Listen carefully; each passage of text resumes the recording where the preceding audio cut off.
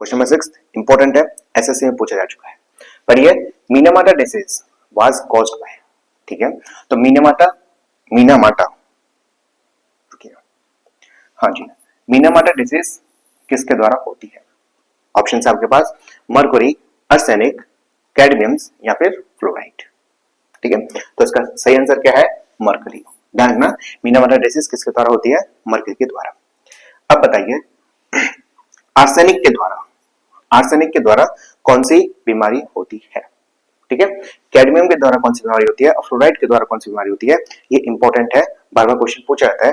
तो ध्यान रखना, जो आर्सेनिक के द्वारा जो होती है बीमारी उसको बोलते हैं black foot disease. Black foot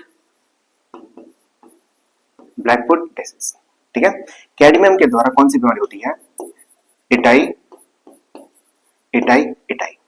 fluoride के द्वारा फ्लोरोसिस।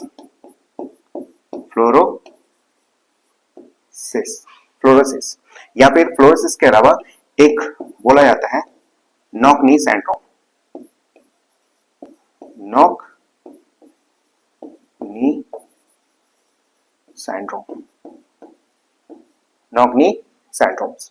एक और पूछा जाता है नाइट्रेट्स के द्वारा कौन सी बीमारी होती है, या फिर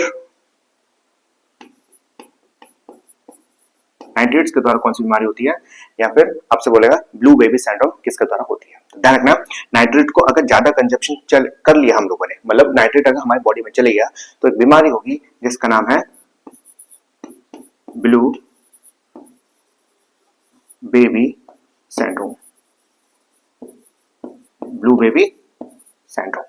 ठीक है सर, तो ये सारी की सारी इंफॉर्मेशन इंपॉर्टेंट है, याद कर लीजिए, आपसे क्वेश्चन में पूछा जा सकता है।